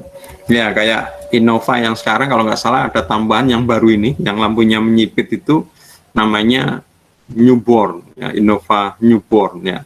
Padahal namanya aja dulu Kijang, Toyota Kijang. Tapi dulu kita ngomong Toyota Kijang kotak ya, ada yang malah kotak sabun ya. Terus kemudian Kijang Nusa ya, bentuknya sudah agak bagus. Kemudian ada lagi Kijang apa itu? Kijang kapsul. Kijang kapsul. Nama-nama ini tambahan ya dari kita ya untuk membedakan generasi kotak, Kijang kotak ya. Nggak tahu nama aslinya mungkin ada ya. Kemudian Kijang Nusa ini mungkin juga ada namanya ya. Terus kemudian Kijang kapsul ini juga pasti mungkin ada namanya. Tapi kita tahu ini generasinya. Terus kemudian Innova ya sudah ada tambahan itu membedakan, bukan sekarang cuma Kijang aja Innova ya. Tapi kalau saya lihat di negara-negara lain kayak di India itu saya lihat mobilnya juga persis ya punya kita ya Kijang itu, tapi nggak ada tulisannya Kijang, tulisan Innova, Toyota Innova ya, itu mungkin yang dikenalkan. Sekarang ada lebih baru lagi Newborn, tapi kalau kita lihat namanya tetap Innova, nggak ada tulisannya Newborn atau apa. Tapi ini membedakan, maka yaitu tadi persepsi bisa berbeda antara kita pembuat iklan dengan audiens ya, karena keterbatasan produk. Oh aku podo ae boros karo nggonanku, oh itu sing versi lama. Maka kita harus ya itu tadi untuk membedakan, bagaimana membedakan itu. Kemudian juga selain pengetahuan terbatas tentang produk, masa sih produk musok ini, masa sih produknya bisa seperti ini, bisa saja adalah latar belakang pendidikan, budaya, agama, politik, dan lain-lain ya. Kalau di proses komunikasi yang dinamakan sebagai frame of reference sama field of experience ya. Dalam proses komunikasi kemarin saya jelaskan, kalau tidak ada irisan ya maka tidak terjadi komunikasi. Ya, yang terjadi kadang-kadang irisannya itu ada tapi kecil. Nah, kalau kecil ini ya bisa aja tadi itu perbedaan penafsiran karena tidak sama. Kemudian berikutnya kenapa kok terjadi perbedaan penafsiran? Bisa saja itu adalah tingkat kebutuhan yang berbeda.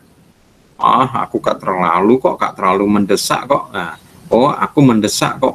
Aku sangat penting. Aku gak terlalu penting. Nah, ini tiap-tiap kebutuhan beda sehingga orang menafsirkan iklan itu bisa berbeda. Ya.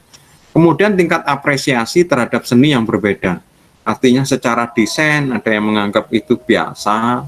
Tapi ada yang melihat, ini iklan ini bagus ya. Misalnya dari kalian lah, kalian seorang di kafe, pasti akan melihat bahwa, ada apresiasinya terhadap desain yang kalian buat ya. Tapi mungkin kebanyakan mungkin enggak seperti itu. Wah, tambah kayak gini ngapain, kayak gini misalnya. Kemudian perbedaan sudut pandang ya. Kalau perbedaan sudut pandang yang paling terkenal itu cerita apa teman? Ayo, ada yang mau memberikan jawaban? Di dunia ini ada kasus yang atau cerita yang sangat terkenal tentang perbedaan sudut pandang. Ada yang kita tahu, ada di pelajaran bahasa Inggris kalau nggak salah ya. Pelajaran bahasa Inggris SMP kalau nggak salah. Saya baca itu waktu SMP. Nggak tahu kalau sekarang buku itu masih dipakai atau tidak. Ada yang masih ingat? Nah ini, Kemal ini mungkin di sekolahannya Saim ini. Mal? Yang ada mana nggak Pak? Kisah yang paling terkenal tentang masalah perbedaan sudut pandang?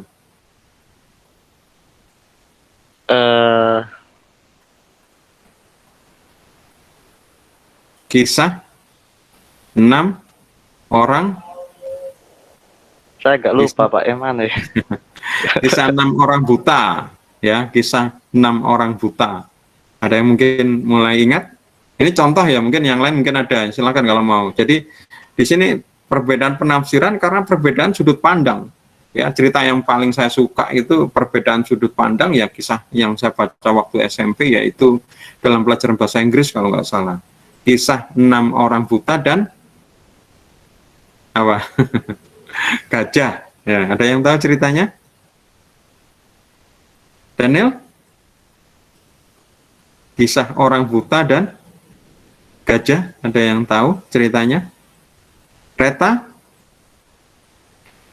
Reta tadi kok keluar masuk ya? Join live. Ada apa Reta? Sinyalnya kurang bagus.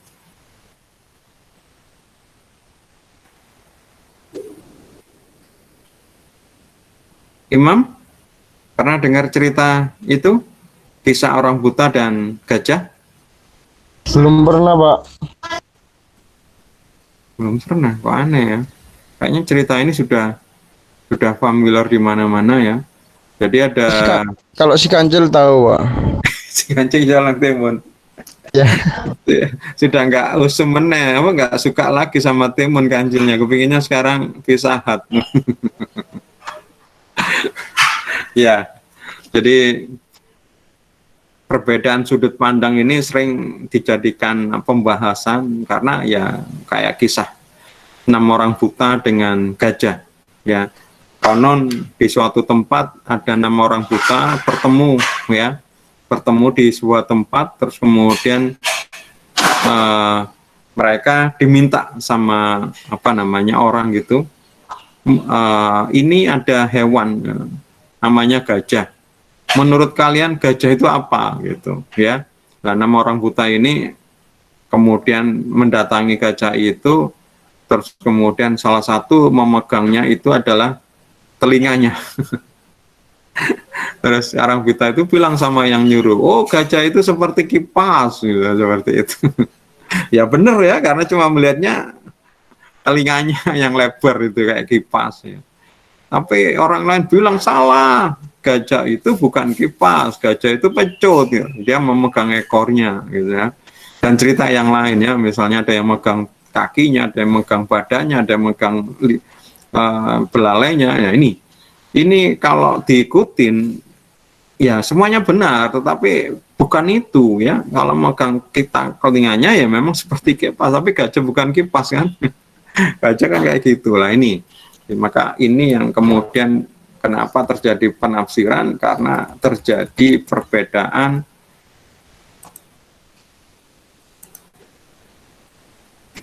sudut pandang. Berikutnya adalah perbedaan antara waktu, media, dan jam tayang iklan. Ya, penafsiran itu bisa berbeda. Misalnya contoh waktu pagi atau mungkin waktu malam, waktu siang mungkin berbeda. Ya, kalau pagi itu mungkin waktu yang pendek dan tergesa-gesa karena harus berangkat ke sekolah, ke kampus, bekerja ya. Atau mungkin siang yang mungkin saat aktivitas ya, atau mungkin sore sudah capek gitu. Nah, maka iklan yang benar-benar bisa kita inginkan ya iklan yang saat setelah mereka makan malam santai mau tidur, yaitu di isya. Maka kalau di iklan itu untuk televisi paling mahal itu adalah prime time, yaitu jam 7 sampai jam 9. Mereka sudah makan malam, sudah santai, tinggal tidur. Ini enak. Jadi kalau mereka melihat itu ya fokus ya, kayak tadi yang disampaikan sama siapa tadi? Aulia ya. Pak nggak fokus Pak, saya Pak gitu. Ya, itu mungkin karena beraktivitas dengan yang lain, Sheila Aulia tadi ya. Nah, tapi kalau misalnya dia lagi benar-benar fokus ya mungkin hasilnya berbeda ya. Jadi perbedaan itu bisa mungkin masalah media. Berikutnya mungkin masalah media ya. Media televisi itu multimedia, audio dan visual. Sedangkan radio itu audio tanpa visual. Sedangkan koran itu adalah visual tanpa audio. Ini mungkin aja sudah berbeda ya. Ketika iklan yang disampaikan di radio dengan iklan yang disampaikan di media cetak, mungkin penafsiran konsumennya juga berbeda. Oh begini ya, karena apa? Melihatnya juga berbeda. ya. Dan mungkin akan berbeda dengan di televisi, ya. Bahkan mungkin akan berbeda lagi dengan iklan yang dilihat di bioskop, ya. Atau mungkin iklan itu bukan dalam bentuk iklan, ya, tapi misalnya penyampaiannya disampaikan lewat SPG saat demo di outlet misalnya, ya. Jadi ini juga aja berbeda penafsiran. Yang paling bagus tentu yang dijelaskan sama SPG tadi itu, ya. Jadi kalau dia melihat SPG-nya kok mengernyitkan dahi misalnya, dilihat dari komunikasi nonverbalnya, oh dia nggak paham ini, mungkin saya bisa ngulangin, ya, atau dibikin kalimat yang lain ketika kok nggak paham, ya. Tapi iklan-iklan yang lain itu sejalan, ya, searah, ya, nggak bisa. Tetapi mungkin televisi sama bioskop itu karena multimedia itu mungkin mengurangi multitafsir. Atau jam tayang tadi itu, ya, berkaitan dengan waktu tadi. Atau bukan jam tayangnya tapi durasinya. Kalau iklannya misalnya kecil, ya, karena tempatnya disediakan space-nya kecil, akan berbeda hasilnya kalau iklannya lebih besar, ya, karena kalau lebih besar pesan yang disampaikan mungkin lebih banyak. Demikian juga kalau iklan itu durasinya pendek, singkat, ya, dan dengan iklan yang lebih panjang durasinya, iklannya yang durasinya lebih panjang, yang dijelaskan bisa lebih banyak sehingga multitafsirnya juga berkurang. Tapi kalau iklan cuma 5 detik misalnya, ya apa yang banyak diceritakan dengan iklan 5 detik, ya akan berbeda dengan iklan yang panjangnya misalnya 120 detik misalnya, itu 2 menit, ya. Ini pasti akan lebih banyak pesan yang disampaikan, ya. Nah, seorang copywriter modalnya adalah kreativitas, ya. Tapi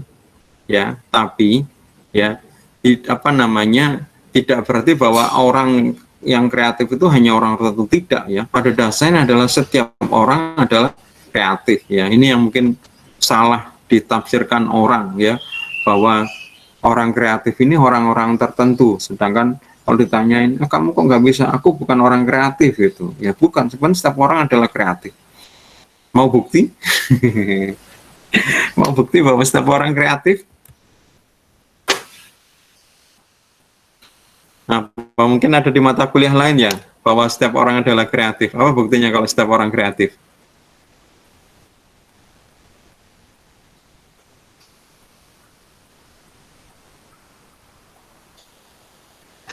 Halo?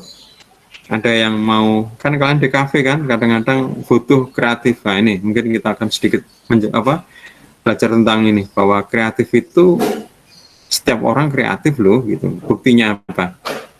Halo? Ferry Firmansyah? Apa buktinya bahwa kalau setiap orang adalah kreatif? Atau orang kreatif itu hanya orang-orang tertentu? Ada orang yang dilahirkan kreatif, ada orang yang tidak dilahirkan kreatif. Gak kreatif. Aku gak iso gak puisi, gak kreatif kayak kono, kayak gitu. Gimana, Ferry?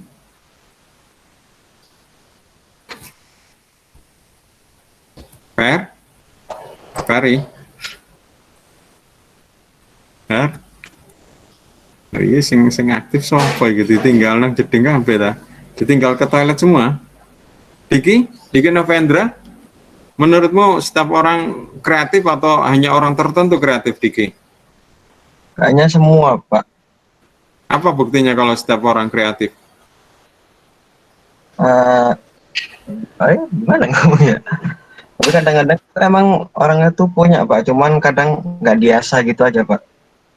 Ya, oke, benar kamu itu. Itu nanti kita jelaskan kenapa itu. Tapi bukti bahwa setiap orang kreatif itu apa?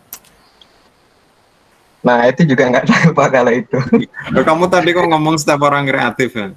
Ya, memang nanti di dalam dewasanya, ya, tidak dilatih, tidak dikembangkan, tidak diperluas, tidak dibiarkan atau dikekang kreativitasnya, sehingga tiap orang mungkin kreativitasnya berbeda-beda, ya. Ya, makanya kemudian saya tanya, kalau memang seperti itu berarti pada dasarnya manusia kreatif. Nah, sekarang apa buktinya? Jadi sebenarnya sudah jawaban ada dari Andri tadi itu, dari Diki tadi. Ya. Jadi sudah ada jawaban dari situ. Mungkin mau dilengkapin. Apa bukti bahwa setiap orang adalah kreatif? Niken ini pakai akun non kampus, ya?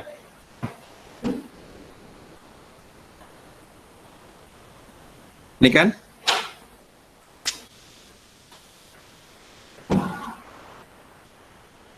Nah, ini kita tanya sama Sheila ini. Semoga masakannya sudah matang ini. Sheila? Sheila? Ya. Sudah selesai masaknya?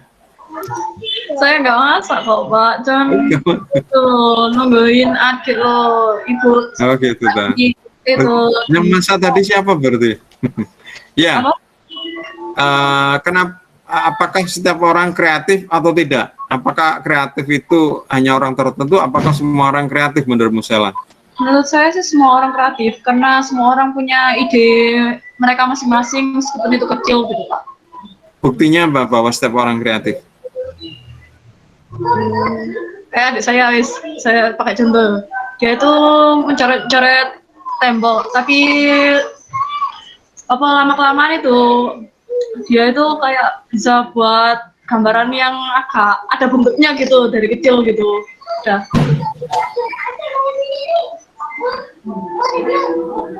Gitu.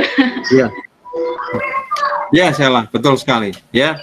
Jadi jawabannya saya gabung antara Sheila sama Diki ya. Jadi setiap orang adalah kreatif ya. Buktinya apa? Buktinya coba kita lihat saat itu masih kecil. Ya, anak saat masih kecil. Saat anak masih kecil coba kita lihat, semuanya pasti kreatif. Ya, nggak ada yang tidak kreatif.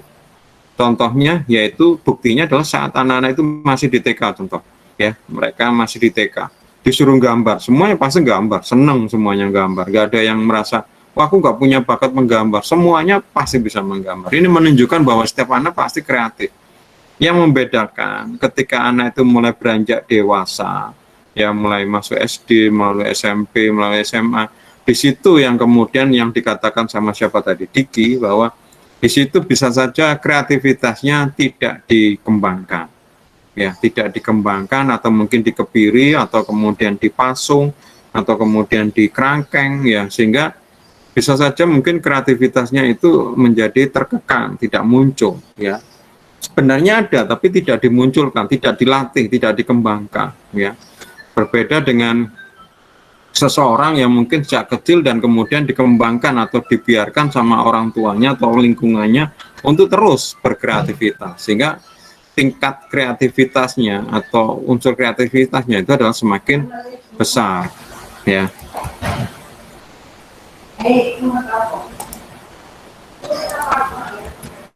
Oke, kita lanjutkan. Sifat-sifat yang mendukung karakteristik khusus orang kreatif, ya. Tadi yang dikatakan sama Diki, ya. Setiap orang kreatif, tapi ketika mulai dewasa bisa saja tidak kreatif, ya. Lah sekarang apa yang menyebabkan mereka tetap kreatif? Apa karakter khusus orang yang kreatif? Yang pertama, dia tetap mengembangkan gaya seperti anak kecil, ya. Gaya anak kecil itu apa sih? Apa gaya anak kecil itu? Gaya anak kecil itu adalah selalu ingin tahu, curious, ya, ingin tahu, ya, dorongan perasaan untuk mencari tahu. Kenapa matahari kenapa matahari kalau pagi warnanya kuning? Kenapa langit itu warnanya biru? Kenapa laut warna biru? Nah, seperti itu. Ini perasaan ingin tahu. Ini orang kreatif tidak akan, gak usah dipikir itu urusannya dewe. Wah, kalau seperti itu males kemudian, nggak mau kreatif. Terus mencari tahu, ingin tahu, curious, ya, rasa ingin tahunya luar biasa. Kenapa kok begini? Kenapa nggak begitu? Kenapa gitu, ya? Bahkan kayak konyol, ya kayak tadi tuh, ya, saya ingat apa ya, ada di film India kalau nggak salah, ada pertanyaan, kenapa laut berwarna biru? Nah, seperti itu. Langit berwarna biru nggak? Dari kejauhan, ya. Tapi kalau kita ambil airnya masa biru, ya kan? Nah itu. Dan orang tuanya nggak bisa menjawab. Di akhir itu nanti ada penjelasan, ya, seperti itu. Ya. Kemudian adalah berubah. Tidak mau apa ya istilahnya santai atau apa namanya istilahnya, kalau orang-orang menganggap apa ya, di zona nyaman misalnya. Oh, saya sudah kayak ini oke aja, salah, ya. Harus selalu berubah karena kita oke saja, yang sana tidak oke. Ya kan, kayak seperti ini, saya kerja di Nokia, saya sudah kerja bener di Nokianya juga bener, ternyata yang berubah bukan Nokianya, yang berubah di luar sana, Ya di luar sana orang-orang nggak suka sekarang apa namanya dengan misalnya sistem operasi Symbian. Sekarang orang bukan sistem tidak suka, tapi orang-orang sekarang Android semua. Lah Nokia nggak punya Android, ya nggak dipakai. Padahal Nokia juga punya sistem operasi kayak Android, namanya Symbian. Tapi orang-orang rame-rame pakai Android, bukan pakai Symbian. Nokia-nya nggak ada masalah, tapi orang berubah lah ini. Makanya harus berubah. Kita nggak bisa, oh di sini oke-oke saja Pak Yusuf, saya gini aja nggak apa-apa. Ya jangan salah. Ini mungkin nggak masalah, tapi yang di sana masalah karena bisa saja yang berubah. Kalau kemudian berubah kita nggak ngikutin, ya kayak kasus Nokia itu. Ya kalau dulu saya misalnya waktu kerja itu meeting itu HP-nya diletakkan di meja, 10 dari orang yang ikut meeting itu 9 itu HP-nya pasti Nokia. Sekarang dari 10 orang mungkin 0 HP-nya Nokia. Ayo meeting dikeluaran HP semua. Mungkin merek Samsung, merek apa, tapi nggak ada yang Nokia, sedikit 0 mungkin ya. Nggak, atau dibalik, kalau tadi 9 dari 10, sekarang mungkin 1 dari 10 yang Nokia. Kemudian berikutnya adalah open mind. Open mind ini selalu terbuka, tidak pernah menutup kayak gini, gini enggak. Ketika ada bilang, kamu itu begini loh, enggak nah, salah, dicoba. Contoh ya, ini untuk saya ya, saya bersifat terbuka. Saya backgroundnya memang sosiologi, background saya S1 komunikasi, S2 komunikasi. Kerjaan saya juga komunikasi, bikin iklan waktu saya lulus dari komunikasi, ya, bikin pekerjaan saya, ya. Ya, ini adalah waktu di SCTV. Namun saya berpikiran terbuka, ya. Waktu itu internet masuk di kantor. Sebenarnya ketika saya sudah masuk, internet sudah ada, ya. Dan yang memakai memang tidak semua karyawan, hanya orang-orang tertentu aja, para manajer kayak gitu. Ya, saya lihat ya teman-teman senang ya dengan internet, bisa browse apa seperti itu. Tapi mereka cuma berhenti di situ, hanya sebagai penikmat. Saya nggak mau. Saya sudah melihatin semua, terus kemudian saya tidak kepingin lagi, cuma mikir, kalau bagaimana kalau saya sekarang membuat web. Nah, ini saya ingin berubah. Saya backgroundnya komunikasi loh, bukan orang IT, tapi kemudian saya beli bukunya, saya kemudian belajar, akhirnya saya bisa bikin website. Ya, contoh lagi sekarang, ya, sekarang tidak hanya sekedar ada internet, tapi sekarang sudah ada aplikasi sosial media macam-macam. Salah satunya adalah YouTube, ya.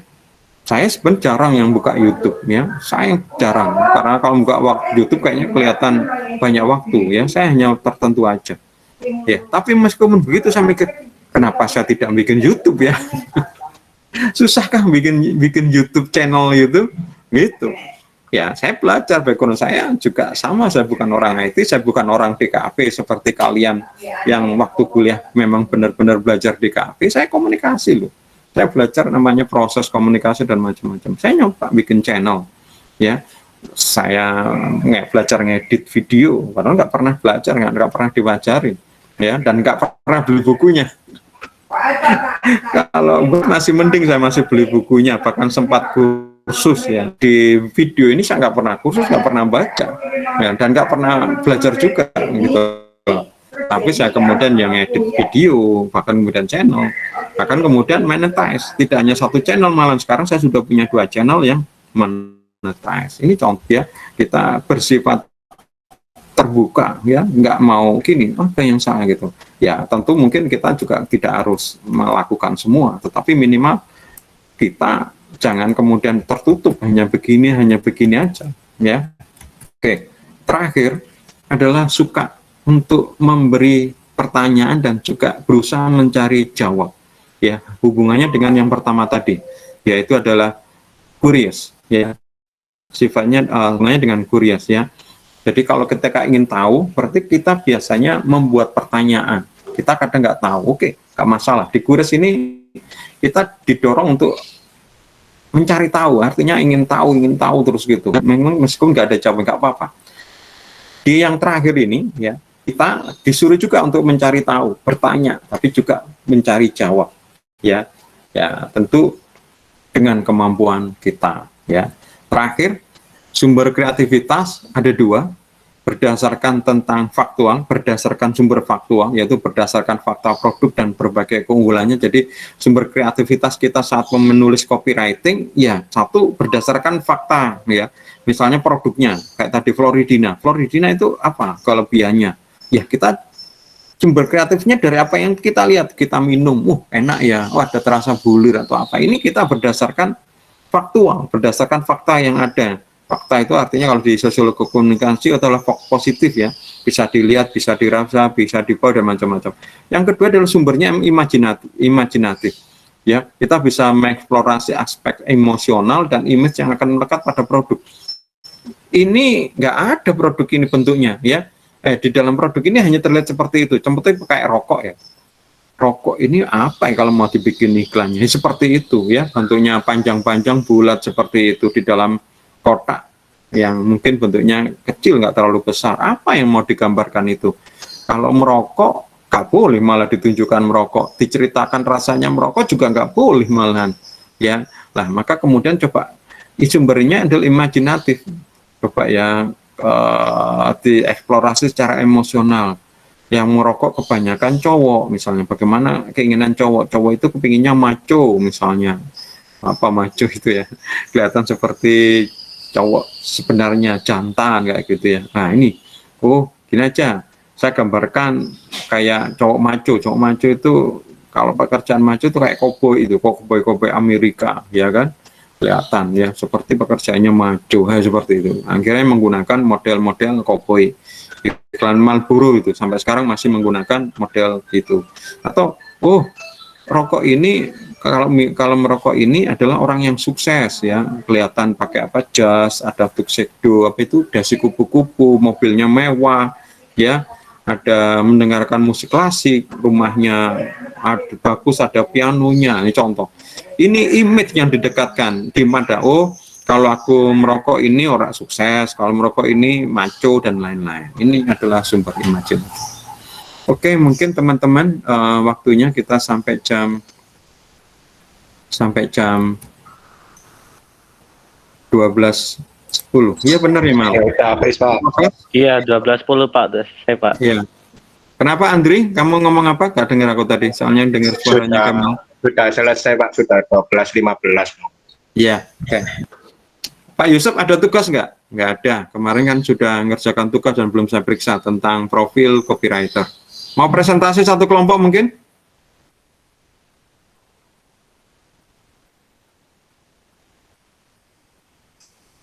Kok diam semua? Ada yang mau mempresentasikan mungkin? Satu kelompok aja, waktunya 5 menit aja. Tentang profil copywriter yang kalian tulis, yang kalian temukan. Siapa yang mau presentasi mungkin? Satu kelompok aja. Kelompoknya Kemal mungkin? Mal? Nggak mau presentasi? Nggak diam. Andri nggak mau presentasi dah? Coba diam semua. Nevan nggak mau presentasi? Ya wes, nggak ada yang presentasi ya, kita akhirin perkuliahannya kalau begitu. Ada pertanyaan sebelum kita akhirin? Juga diam semua. Ya, kalau nggak ada pertanyaan dan juga nggak ada yang mau presentasi tugasnya, ya kita akhirin. Saya mohon maaf kalau mungkin ada kata dan tindakan yang tidak berkenan. Selamat siang. Assalamualaikum warahmatullahi wabarakatuh. Selamat pagi Pak.